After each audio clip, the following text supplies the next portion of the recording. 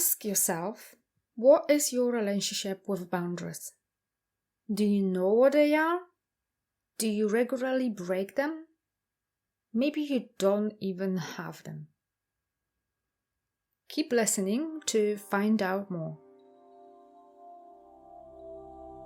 Welcome to my podcast, You Can Be Unstoppable. My name is Ewelina Szczablewska and this is episode number 33, where I am going to discuss the importance of boundaries.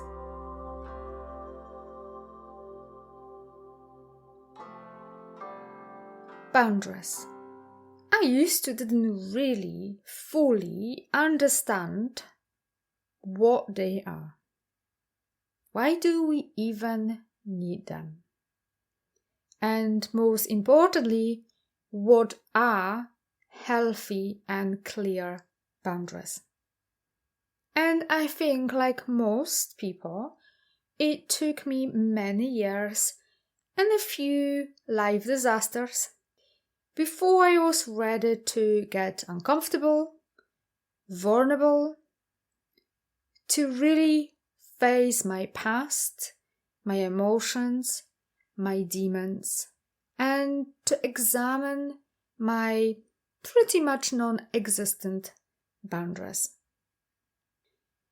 After I uncovered what was really holding me back, all those limiting beliefs, habits, thought patterns, I discovered who I really am, away from social expectations, family expectations, all those beliefs that acquired along the way, and they are not me.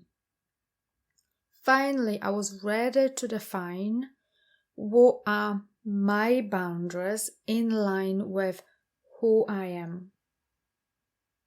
I was finally ready to clearly set what is and what is not acceptable for me at work, at home, with my friends, in all my relationships.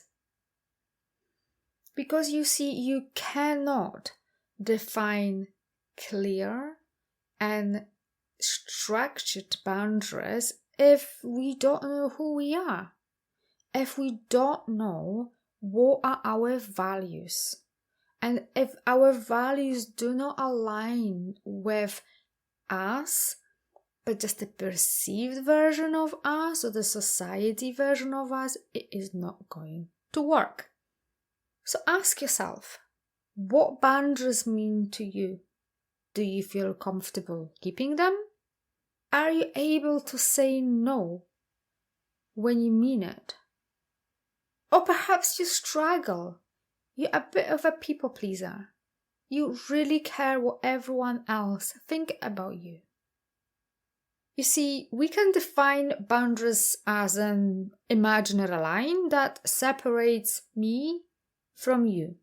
My physical space, my feelings, emotions, needs, and responsibilities from others. Mind your boundaries tell other people how they can treat me or you, what's acceptable and what's not. Without boundaries, people may take advantage of you because you haven't set limits about how do you expect to be treated, what is acceptable. When a boundary is crossed, you need to provide clear and constructive feedback. You need to explain exactly what was not okay, how that made you feel, because boundaries are worthless if you don't enforce them by giving the feedback and the consequences. And some people will easily accept a boundary, and others will continue to push you, to challenge you, and to escalate the situation. But you may ask, how do I know what are my boundaries? What is a clear and healthy boundary?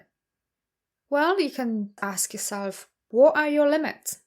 examine your past and all those situations where you felt uncomfortable when someone said something, when maybe someone treated you in a certain way and that made you feel uncomfortable.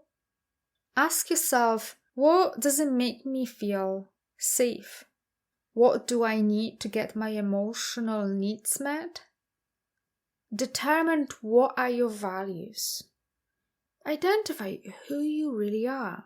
Follow your gut feeling. Only you can define your boundaries. And they don't have to be rigid. They can change and evolve. As we do change, grow and evolve, we don't stay still because that's when we are going backwards. The quality of your boundaries depends also on your identity. Your self-image is a key to how you see your worth, your value, and that also in turn will have effect on your mental health and well-being. All those aspects, they are so interconnected. Our identity is heavily influenced by the way we grew up, by our families, by the social upbringing, conditioning that we all receive, and no one is immune. By now you have the power to change your relationship with yourself and your identity. As children, that was sort of imposed on us, but now you are a grown-up person that has the power, the personal power, the will, the drive to change this. And heavy fortification or walls are no boundaries. Walls will keep everything and everyone out of your life. And yes, there are various types of boundaries and we need to examine our lives to identify what they are. All up to you to define what they are. And as I mentioned, they are super important because they will affect our mental health, our well-being. They allow us to be true to ourselves. It's a form of self-care. Healthy emotional boundaries mean you value your own feelings and needs. We are not, and I repeat, we are not responsible for how others feel and behave. Boundaries keep you from overcommitting yourself, and that used to be a huge one for me. You see, we can't take on the next project and that extra shift at work and that extra client or be on every committee that we were asked to join. Boundaries mean saying no to things that don't align with our priorities. Boundaries create realistic expectations and safety. When we allow other people to keep crossing our boundaries, they will walk all over us. They will do whatever they want, which affects our mental health. And once we allow someone to cross our boundary, it's like a given they will try again.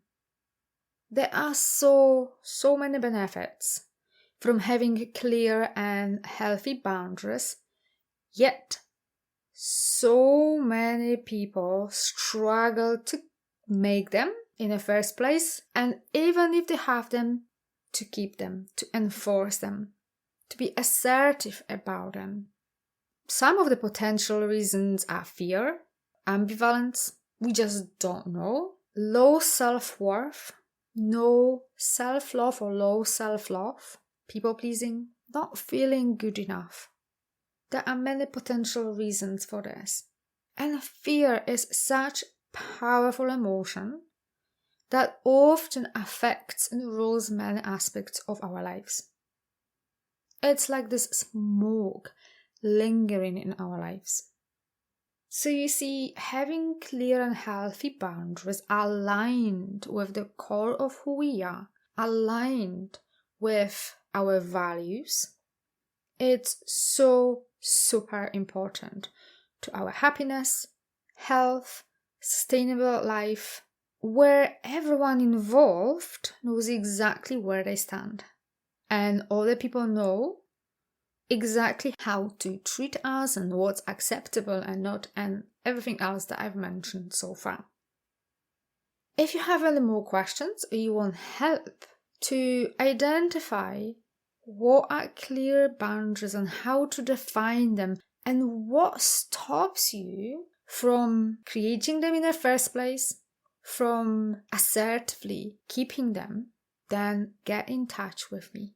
And I hope that this episode helped you to understand that no matter where you are, you can turn your life around. Your past doesn't have to define your future. Thank you very much for listening, and if you think that this podcast is of value, then please share it with friends and family.